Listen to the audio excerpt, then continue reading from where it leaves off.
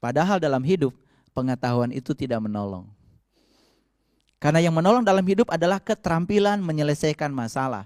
Dan itu dibantu oleh kekritisan dan kekreatifan di dalam berpikir.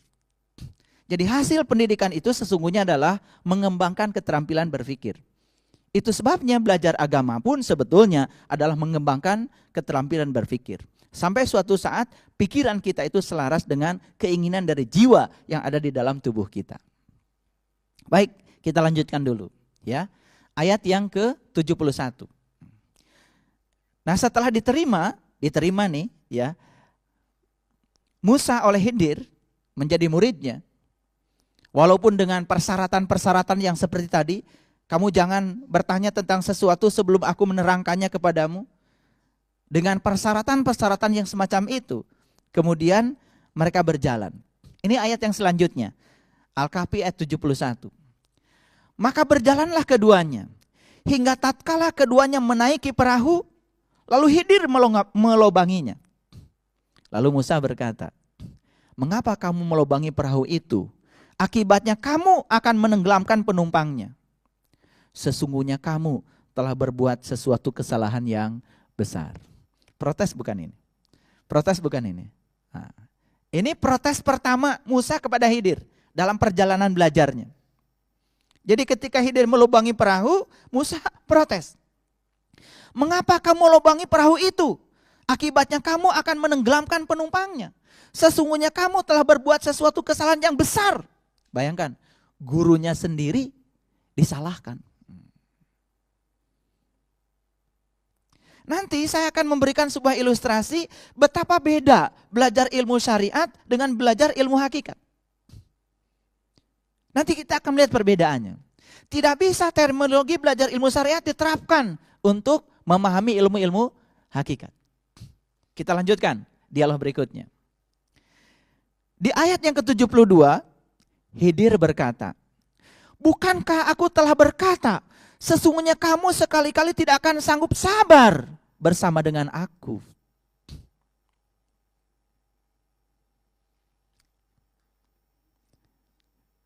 Pernah nggak kita mengalami situasi seperti ini? Kayaknya kita pernah ya, bahkan sering ya, sering. Guru belum selesai bicara, sudah memotong. Belum selesai membimbing kita untuk mengalami, di tengah jalan kita sudah nanya itu ini. Nah itu sebabnya ya, belajar ilmu-ilmu hakikat itu kuncinya cuma dua. Sami'na wa atona. Aku mendengar, aku ikut.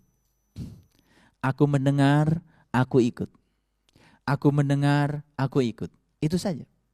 Makanya di Quran ditegaskan, kunci hidayah itu sesungguhnya berasal dari kemampuan mendengar.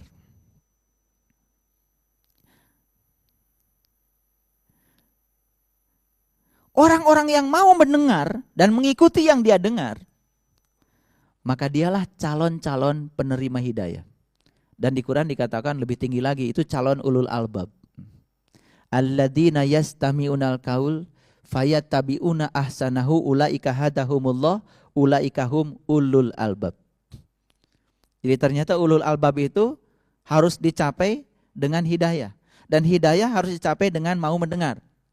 Mau mendengar dan mengikuti. Jadi kunci hidayah itu sebetulnya menurut Quran adalah dari kemampuan mendengar.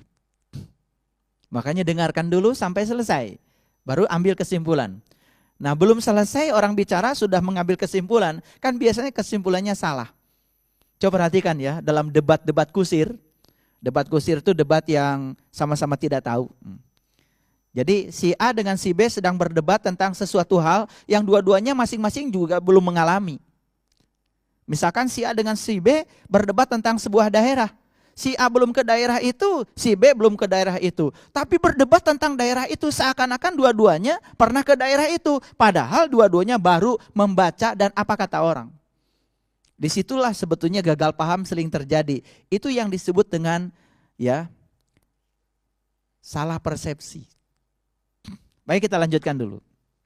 Ya. Musa berkata, dari tadi di ayat yang ke-72 kan ditegur.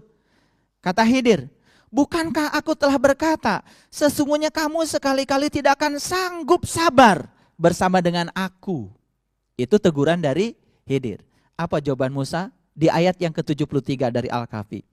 Musa berkata, janganlah kamu menghukum aku karena kelupaanku. Dan janganlah kamu membebani aku dengan sesuatu kesulitan dalam urusanku. Jadi ketika ditegur seperti itu, Musa malah menjawab seperti itu. Nah, hati-hati, ini yang sedang kita bicarakan Quran loh. Dialog ini diabadikan di dalam Quran surat Al-Kahfi. Makanya kalau kita membaca surat Al-Kahfi dari ayat 1 sampai ayat 110 itu makna, ya, syarat dengan makna spiritual. Syarat dengan makna-makna hakikat. Luar biasa. Dan saya jamin ya, siapapun tidak akan pernah bisa mengalami Al-Kahfi. Apalagi ya memahami Al-Kahfi kalau tidak dibimbing oleh seorang guru. Karena memasuki gua yang bisa memberikan keselamatan. Gua apa yang bisa memberikan keselamatan? Di dunia ini tidak ada satu gua pun yang bisa menjamin keselamatan kalau kita masuk ke dalamnya. Malah semua gua di dalamnya gelap, mungkin ada ular, ada binatang-binatang buas. Bahkan kesejukan dalam gua. Biasanya kesejukan itu ada secara saintifik, ada hubungannya kan dengan energi negatif. Karena energi negatif itu biasanya tinggal di tempat-tempat yang sejuk, ya, yang basah, yang ada airnya. Tempat-tempat yang lembab, biasanya di situ ya kita merasakan ada getaran-getaran energi negatif. Secara saintifik itu bisa dibuktikan. Tetapi Quran surat Al-Kahfi cerita tentang bagaimana perjalanan Ashabul Kahfi masuk ke dalam gua. Gua yang bisa memberikan keselamatan. Dan setelah keluar dari gua, mereka menjadi orang-orang yang beriman.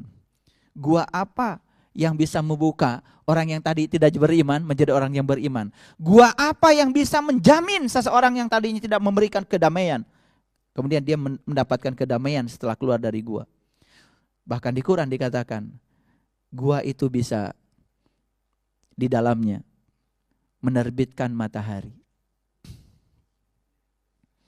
Ya.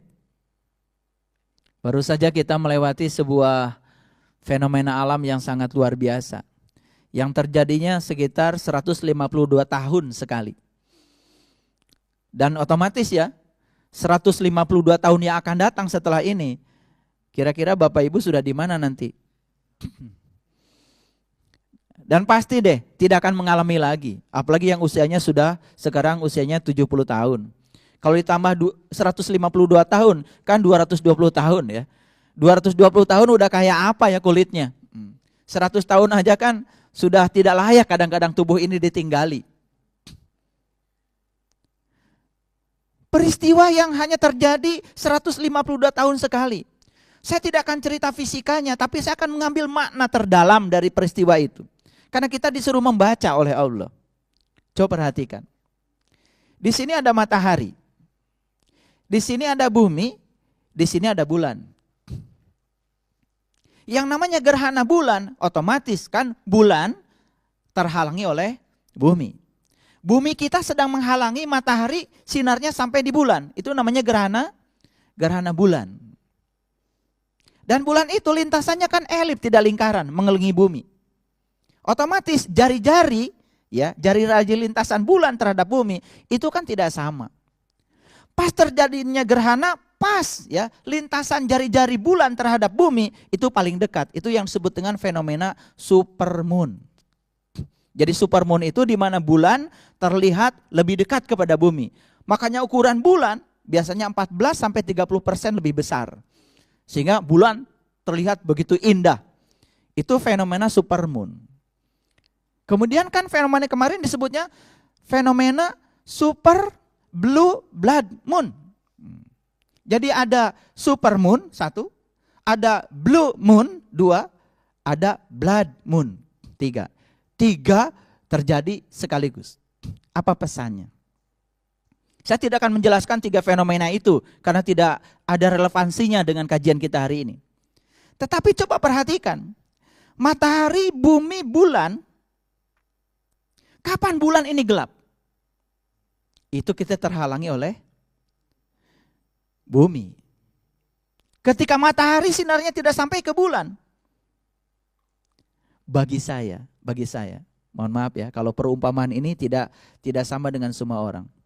Matahari di Quran, terutama di Quran surat Al-Kahfi, selalu melambangkan tentang Tuhan. Melambangkan Dia. Karena memang kalau kita lihat sifat matahari kan, memang ya tidak seperti sifatnya beliau tentu saja. Tetapi sifat matahari kira-kira ya sangat cocok kalau melambangkan. Nanti kita akan kupas.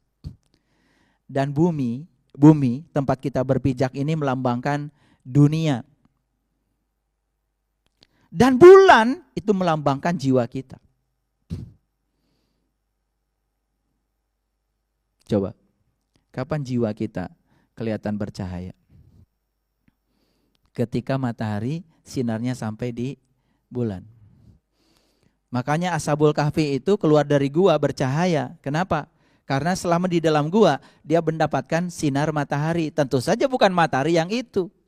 Matahari sejati yang menyinari ya sang jiwa selama ada di dalam gua. Maka keluar dari situ dia mengalami reformasi spiritual.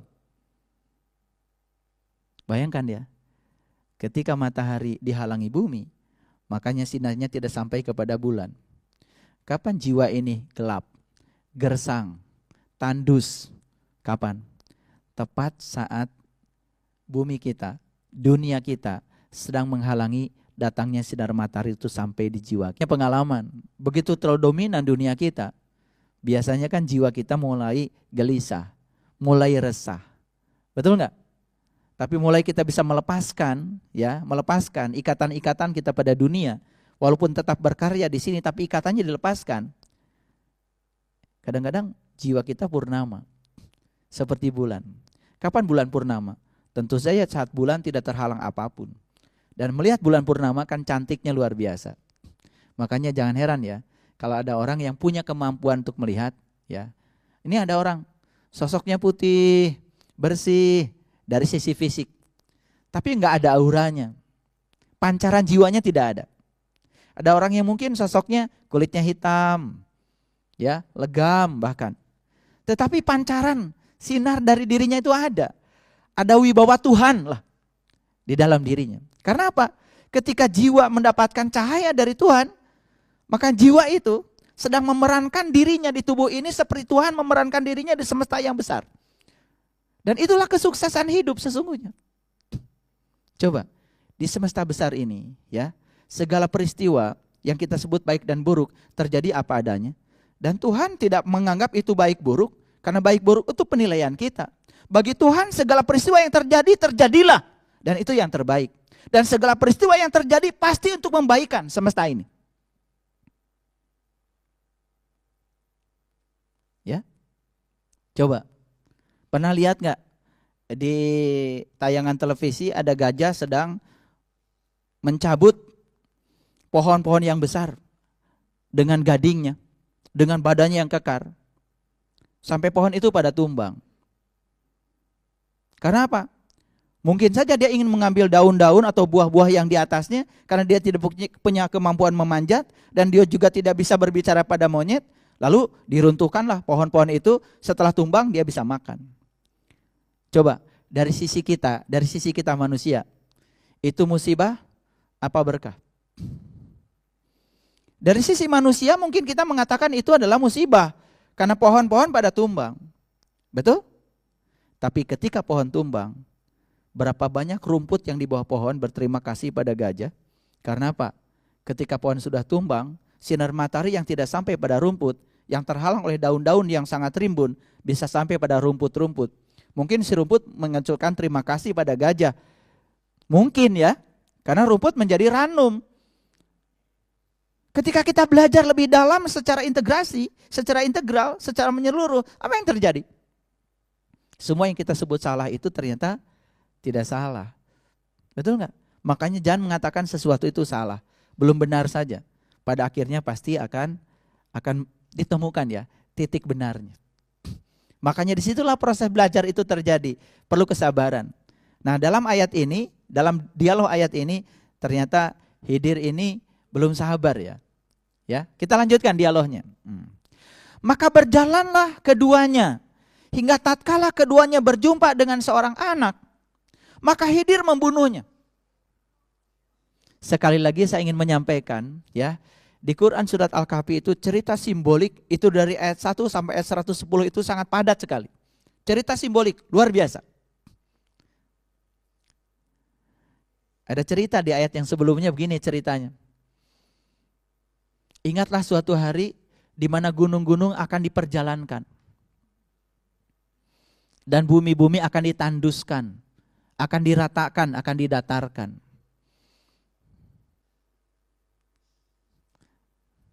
Bagaimana itu?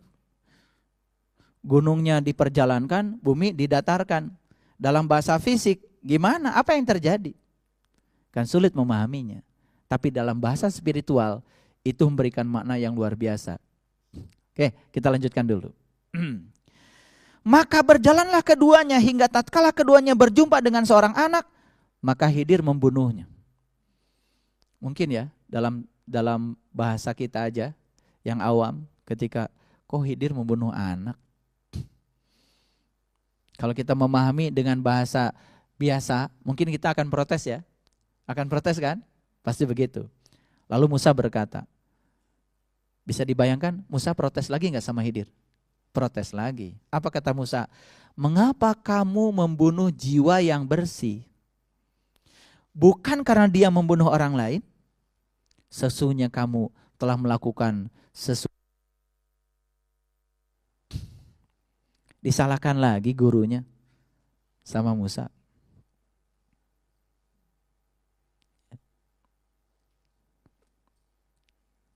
Mohon maaf ya, Bapak Ibu. Ada orang yang terbunuh karena ada orang yang membunuh. Siapa yang salah? Nah, karena kita masih terjebak oleh benar salah, maka kita langsung akan mengatakan yang salah adalah yang membunuh. Makanya yang membunuh kan dihukum.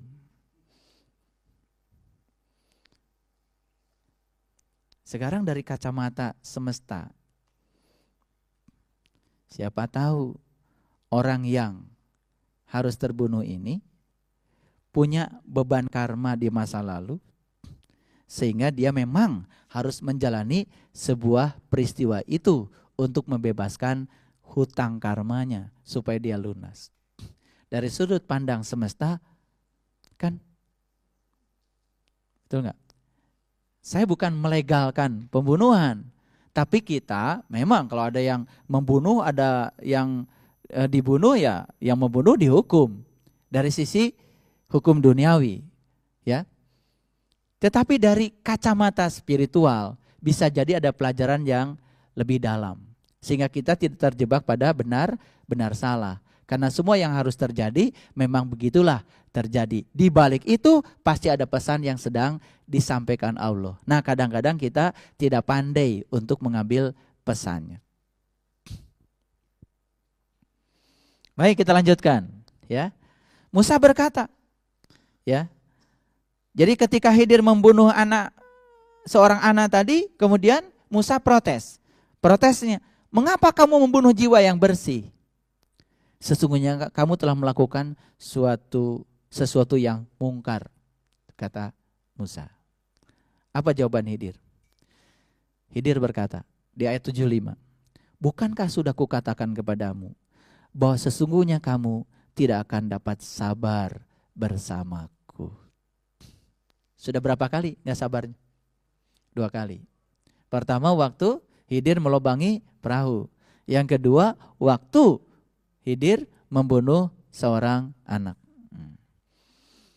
Kemudian Musa berkata, jika aku bertanya kepadamu tentang sesuatu sesudah kali ini, maka janganlah kamu memperbolehkan aku menyertaimu. Sesungguhnya kamu sudah memberikan cukup peluang kepadaku. Mulai agak sadar. Di level ini Musa mulai sadar. Belum ditegur kan? Belum ditegur. Tapi sudah sadar. Kalau aku bertanya lagi setelah ini yang ketiga kali, boleh deh. Aku usir aja. Jadi muridmu. Kira-kira begitu kalau bahasa kita. Sudah ditegur belum? Belum. Sudah dilarang bertanya? Belum. Memang dilarang bertanya dari awal. Tapi di fase ini kan Khidir belum bicara apa-apa sama Musa. Kita lanjutkan ayat selanjutnya. Akhirnya keduanya jalan lagi. Maka keduanya berjalan hingga tatkala keduanya sampai kepada penduduk suatu negeri, mereka meminta dijamu kepada penduduk negeri itu, tetapi penduduk negeri itu tidak mau menjamu mereka. Kemudian keduanya mendapatkan dalam negeri itu dinding rumah yang hampir roboh, maka Khidir menegakkan dinding itu. Musa berkata, jikalau kamu mau, niscaya kamu mengambil upah untuk itu. Protes lagi. Lalu berikutnya apa? Khidir berkata, inilah perpisahan antara aku dengan kamu. Jadinya berpisah toh? Gagal ya belajar? Gagal belajar. Kelak akan kuberitahukan kepadamu tujuan perbuatan-perbuatan yang kamu tidak dapat sabar terhadapnya.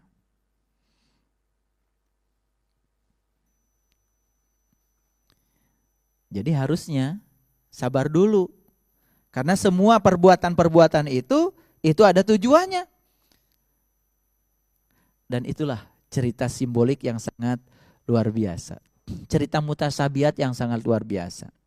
Mana perahu? Mana perahu? Perahu itu kalau di Quran cerita tentang sarana transportasi, bahtera, kendaraan. Dan di semua ayat berulang-ulang dikatakan ya bahwa tubuh kita, tubuh manusia ini yang kita tinggali adalah kendaraan. Kendaraan yang harus mengantarkan jiwa kita pulang kepadanya. Jadi, mana perahunya? Ini perahu. Ternyata perahu ini harus dilobangi. Kalau dilobangi jadi apa? Jadi bolong.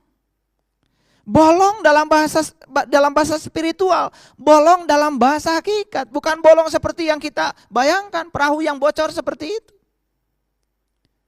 Ketika bolong kan ada lubang. Ketika ada lubang kan bisa dilihat. Sebetulnya itu adalah prosesi awal untuk belajar melihat ke dalam dirimu sendiri. Makanya siapa yang mengenal dirinya, maka dia akan mengenal Tuhannya. Proses mengenal Tuhan yang diceritakan para leluhur kita harus dimulai dengan proses mengenali diri sendiri. Makanya bahasa simboliknya perahunya dilobangi. Siapa yang bisa membimbing melobangi perahu ini? Subhanallah. Di dalam Quran surat Al-Imran yang sudah saya jelaskan di kesempatan yang lalu, ayat yang ke-49. Itu kan dialog antara ya seorang guru dengan murid juga. Jadi kehadiran seorang guru itu 3 tugasnya. 1, untuk menyembuhkan penyakit buta. Yang kedua, untuk menyembuhkan penyakit kulit. Dan yang ketiga, untuk membangkitkan kematian jiwa. Bagaimana ya menyembuhkan penyakit buta? Tentu saja, kalau mata ini ditutup kelopaknya, mata menjadi tertutup. Saat tertutup tidak bisa melihat apa-apa. Begitu juga dengan kelopak mata kalbu. Mata kalbu juga punya kelopak. Kalau kelopak mata kalbu masih tertutup, tidak terbuka, tidak melihat. Oleh karena itu dibuka kelopak mata kalbunya. Dalam bahasa lain di Quran dikatakan membelah langit. Itu bahasa lain. Ya, bahasa lain. Tapi intinya adalah ya, membuka pintu yang dapat membuat kita melihat ke dalam. Makanya di Quran surat Al-A'raf ayat 143, disitulah Musa pertama kali mengalami awalnya beriman. Setelah melihat ke dalam. Nah, prosesi ini di zaman Rasulullah, ini prosesi inti. Dengan cara seperti itulah Rasulullah membimbing para sahabat untuk meniti ke dalam diri. Sebelum dibimbing mengucapkan asyhadu an la ilaha illallah wa asyhadu anna Muhammadar Rasulullah. Sebelum bersaksi, para sahabat dibimbing untuk menyaksikan. Karena tidak mungkin ada proses persaksian tanpa menyaksikan. Karena bersaksi baru sah kalau diawali dengan proses menyaksikan. Proses menyaksikan harus diawali dengan melubangi perahu. Melihat ke dalam diri. Ke dalam. Melihat kebesaran Tuhan yang ada di dalam diri kita sendiri. Apa sifat anak yang paling dominan? Sifat anak yang paling dominan itu dikit-dikit nanya.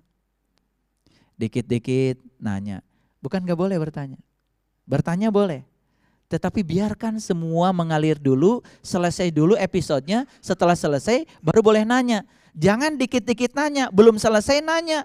Orang sedang bicara dipotong, itu sifat kekanak-kanakan.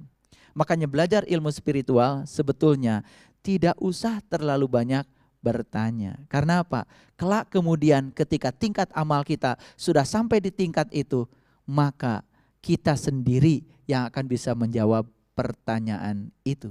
Makanya boleh bertanya, tapi tanyakan pada Allah. Tanyakan pada Tuhan yang bersama dengan kita, lebih dekat kepada kita, melampaui dekatnya urat nadi leher kita. Dan cara Tuhan membimbing untuk menjawab pertanyaan itu luar biasa. Makanya kalau belajar sesuatu ada keraguan, tenang aja.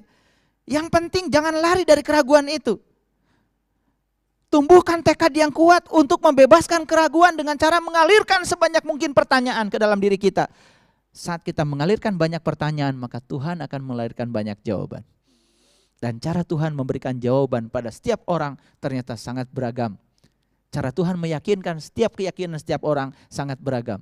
Dan disitulah pentingnya pengalaman. Disitulah pentingnya seorang guru yang mendampingi kita. Supaya saat kita mengalami keraguan, maka kita akan dikuatkan dengan cara apa? Bukan dijawab pertanyaan kita, tetapi diarahkan agar kita bisa menjawab sendiri apa yang kita pertanyakan. Itu yang disebut dengan discovery learning.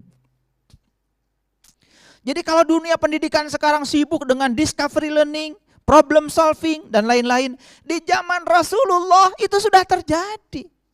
Dan Rasulullah tidak pernah menjawab keraguan para sahabat dengan menjawabnya dari pengalaman beliau. Karena apa? Apa yang dialami sahabat tidak dialami oleh beliau. Apa yang dialami beliau tidak dialami oleh sahabat. Coba perhatikan. Bapak Ibu berguru dengan saya misalkan. Apa yang Ibu Bapak alami, kan saya tidak mengalaminya. Bagaimana mungkin saya bisa menjawab pertanyaan yang diajukan dari pengalaman Bapak Ibu, toh saya tidak mengalaminya.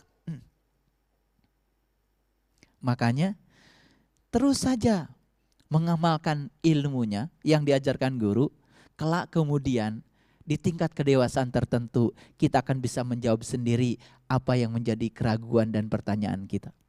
Itulah hebatnya belajar ilmu hakikat. Makanya amalkan saja yang kamu tahu, kata Rasulullah. Maka Allah akan mengajarkan apa yang kamu tidak tahu. Makanya itu kan diabadikan dalam satu surat. Iqra bismi rabbikal ladzi khalaq. Bacalah, lihatlah, pelenglah, tataplah, simaklah. Iqra itu. Siapa yang harus dibaca? Bismi rabbikal ladzi khalaq. Tuhan yang ada dalam dirimu, yang telah menciptakan kamu. Khalaqal insana min 'alaq. Iqra wa rabbukal akram. Allazi 'allama bil qalam, 'allamal insan malam ya'lam. Dia akan mengajarkan kamu dengan penanya sendiri dan dia akan mengajarkan apa yang kamu tidak tahu. Jadi tugas kita apa? Iqra saja. Melihat saja ke dalam sebanyak mungkin. Meniti ke dalam sebanyak mungkin. Pengalaman meniti ke dalam akan menghasilkan jawaban-jawaban atas semua keraguan dan pertanyaan kita sendiri. Disitulah kerennya belajar ilmu hakikat. Jadi sebetulnya belajar yang paling memuaskan adalah menemukan sendiri jawaban dari diri kita sendiri. Menemukan kebenaran dari diri kita sendiri, itulah yang disebut dengan belajar. Jadi otomatis belajar yang sesungguhnya, tahu yang sesungguhnya, bukan membaca buku apa kata orang. Mohon maaf ya, kita belajar tentang agama, mohon maaf, kita banyak baca buku.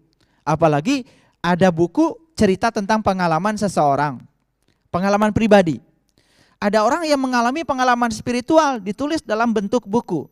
Kemudian kita membaca buku itu, hati-hati. Itu pengalaman beliau yang ditulis, bukan pengalaman kita. Paling kalau kita baca buku, sekedar menyamakan pengalaman kita sama atau tidak, atau konfirmasi. Tetapi jangan kemudian menjiplak semua. Seakan-akan yang dialami orang lain, dialami oleh kita. Yang luar biasa, pengalaman orang diceritakan jadi pengalaman kita. Itu kan aneh. Kita membaca buku tentang pengalaman pribadi seseorang. Kemudian kita baca diulang-ulang sampai hafal buku itu. Setelah itu apa yang dialami orang kita bicarakan pada orang lain. Sama sekali kita tidak mengalami dan tidak berhak menceritakannya. Luar biasa. Itu sebabnya ya, di Quran Allah berulang-ulang mengatakan kul. Katakan. Banyak sekali suruhan Allah untuk itu. Dan banyak orang yang kemudian secara awam menangkap kalau Allah bilang katakan, langsung dikatakan. Coba, kul huwallahu ahad. Katakanlah bahwa dia ahad. Apa yang Bapak Ibu lakukan? Langsung mengatakan dia ahad gitu. Bagaimana kita bisa mengatakan dia ahad kalau kita belum mengalami ahad? Bagaimana kita bisa mengatakan dia ahad kalau kita belum memahami ahad? Karena kata-kata yang tidak berdasarkan pengalaman dan pemahaman itu adalah kata-kata kosong yang tidak ada artinya apa-apa. Disinilah ada perspektif yang harus kita ubah dalam belajar. Mohon maaf ya, kita belajar Quran dari mana mulainya? Dari belajar bahasa Arab. Tertatih-tatih kita belajar bahasa Arab. Padahal sudah ada kan terjemahan Quran? Sudah ada terjemahan Quran? Sudah ada. Itu terjemahan Quran diterjemahkan oleh orang yang pasti mengerti bahasa Arab. Dijamin deh. Terus apa belajar itu harus memulai dari nol? Kan enggak mesti. Makanya Einstein mengatakan ya, kalau ingin maju belajarlah dari apa yang sudah dikerjakan orang. Einstein menemukan yang namanya fenomena efek fotolistrik dalam fisika kan tidak memulai dari awal. Belajar dari orang namanya Rutherford, belajar dari orang yang namanya Bohr, belajar dari orang namanya Wilson Sommerfeld. Belajar dari banyak orang, belajar dari Max Planck, belajar. Makanya beliau mengatakan, tidak ada yang berjasa di semesta ini. Karena semua orang itu hanya meneruskan pekerjaan yang dilakukan orang sebelumnya. Dalam riset. Coba kalau kita belajar melihat jurnal-jurnal tentang riset, kan jarang orang riset dari awal. Makanya ibu bapak mungkin pernah dulu bikin skripsi ya kecil-kecilan untuk S1. Pernah kan? Ya, kan di situ ada saran. Saran itu adalah keterbatasan kita melakukan riset karena waktu dan dana. Dan biasanya saran itu dibaca oleh orang lain yang mau riset, melanjutkan riset kita. Makanya dia tidak pernah dari nol, dari apa yang pernah dikerjakan orang. Makanya kita tidak pernah berdiri sendiri dalam ilmu pengetahuan. Karena apa? Kita hanya melanjutkan apa yang dikerjakan orang. Oke, sekarang kita sudah lihat terjemahan Quran banyak. Baik. Jujur saya ingin mengatakan, Bapak Ibu pernah enggak membaca terjemahan Quran? Terjemahannya aja. Dari Al-Fatihah sampai Anas. Acungkan tangan, pernah? Atau tidak membaca seperti itu? Dikit-dikit deh. Membaca surat Al-Baqarah misalkan, satu ayat. Atau membaca surat An-Nisa satu ayat. Misalkan di An-Nisa ayat 66 ada kata-kata begini. Bunuhlah dirimu, keluarlah dari kampungmu. Dan yang melakukan itu hanya sedikit dari antara kamu. Dan jika kamu melaksanakan pelajaran itu, tentu saja itu lebih baik bagimu dan akan menguatkan imanmu. Pernah baca ayat itu? Pernah. Apa yang tertangkap di kepala? Pusing. Betul enggak? Pusing kan? Nah. Begitu baca surat Al-Baqarah ayat 63. Dan ingatlah ketika aku mengambil janji darimu, aku angkat gunung di atasmu. Dan pegang teguh apa yang aku pertunjukkan padamu. Dan ingat apa yang ada di dalamnya. Supaya kamu bertakwa. Membaca ayat itu, apa yang terjadi di kepala? pusing. Sekarang saya tanya, membaca ayat yang mana Bapak Ibu nggak pusing? Begitu membaca judulnya udah pusing, Al-Baqarah, sapi betina. Begitu membaca Quran surah An-Naml, semut. Begitu membaca surat Al-Kahfi, gua. Lihat judulnya saja sudah tidak menarik. Tetapi mereka yang belajarnya berbeda tidak seperti itu. Di balik belajarnya. Ketemu dulu guru, mengalami pengalamannya, baru konfirmasi pengalaman pada yang tertulis di situ. Semangat belajar itu menjadi luar biasa. Kenapa? Karena saat membaca ayat ini ngerti, baca ayat ini ngerti, baca ayat ini ngerti. Karena ada resonansi pengalaman. Ada irisan pengalaman antara pengalaman kita, insya Allah dengan pengalaman yang dialami oleh Rasulullah yang pertama kali menerima Al-Quran itu. Ketika ada resonansi pengalaman, ketika ada irisan pengalaman, kan di sini ada kebahagiaan. Begitu ada kebahagiaan kan belajar jadi bahagia. Kalau belajar bahagia kan jadi sukses. Sukses itu harus dimulai dengan bahagia. Jadi kalau kita belajar sudah tidak bahagia, dari awal juga sudah banyak menderita, susah, bingung, bagaimana bisa sukses? Sekali lagi Bapak Ibu, yang sudah ada terjemahannya saja belum tentu mudah dipahami. Apalagi Bapak Ibu udah umur 70 tahun baru memulai belajar bahasa Arab. Kosakata yang diterima juga sedikit sekali. Coba-coba baca Quran yang polos, gak ada terjemahannya. Ingin coba memahaminya. Yang sudah ada terjemahannya saja diterjemahkan sama ahli, tidak mudah memahaminya. Apalagi membaca ke sumbernya dengan berbekal bahasa yang sangat minimalis. Kira-kira tambah sulit atau tambah mudah? Tambah sulit. Dan saya sudah membuktikan belajar dengan kerangka yang semacam itu. Mulailah dari belajar bahasa Arab, menerjemahkan terus ke sana, ternyata tidak mudah. Karena apa? Karena Quran bukan bahasa Arab. Quran itu bahasa Arab, bahasa Tuhan, bahasa Allah, bahasa jiwa. Bagaimana untuk memahami bahasa Tuhan? Satu kuncinya. Kenali saja beliau yang memiliki segala bahasa. Dekat-dekat saja sama beliau yang memiliki segala bahasa. Disitulah akan timbul pengalaman dulu, bukan pemahaman dulu. Jadi bukan informasi yang datang kepada kita, tuh pengalamannya, kemudian pemahamannya, baru kita bisa mengambil kesimpulan. Contoh. Di Quran surat Al-Baqarah ada kata-kata seperti ini. Dan ingatlah ketika aku mengambil janji darimu, aku angkat gunung di atasmu. Pertama Allah mengambil janji. Yang kedua, dia angkat gunung. Apa itu gunung? Apa itu gunung? Itu kan cerita simbolik.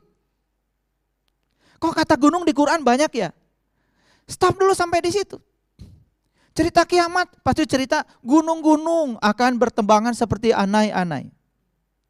Kok ada hubungan apa ya kiamat dengan gunung? Terus dicari, dikejar. Jangan cuma baca 1-2 ayat. Untuk menjelaskan satu kata saja mungkin harus belajar ribuan ayat. Tetapi sebelum ribuan ayat dipelajari, satu yang paling inti adalah menangkap intisari pengalamannya. Jadi ayat itu bukan dipahami dulu, dialami dulu. Disitulah perlu belajar kepada seorang guru. Makanya Rasulullah mengatakan al ulama warasatul anbiya. Saya yakin ilmu yang diajarkan Rasulullah di zamannya itu bukan informatif, tapi ilmu yang langsung praktek. Saya yakin. Tidak mungkin seorang Sayyidina Umar, ya, singa padang pasir yang begitu garangnya, begitu masuk Islam, begitu lembutnya. Dari mana kelembutan itu datang? Dari mana kelembutan itu datang kalau bukan dari sebuah pengalaman jiwa, bukan dari sebuah pengalaman spiritual. Dan saya yakin sebelum Sayyidina Umar dibimbing membaca syahadat, saya yakin Sayyidina Umar dibimbing mengalami dulu syahadatnya. Itu sebabnya syahadatnya menjadi penuh dengan getaran, ada energinya. Sama seperti Bapak Ibu, baca syahadat kan sudah banyak sekali ya, ribuan kali selama hidup. Sehari semalam saja baca syahadat kurang lebih kan paling tidak 17 kali. Ya toh? Iya. Tetapi syahadat demi syahadat yang dibacakan biasa saja, kering-kering saja, tidak ada air mata, tidak ada getaran. Kenapa? Enggak ada energinya. Karena ketika materi tidak memiliki energi, materi itu mati. Ya. Kita punya makanan enggak ada rasa, kan makanan pasti tidak kita makan. Dianggap sampah. Karena baru mau kita makan kalau makanan itu mengandung rasa. Karena nilai makanan ada di rasanya.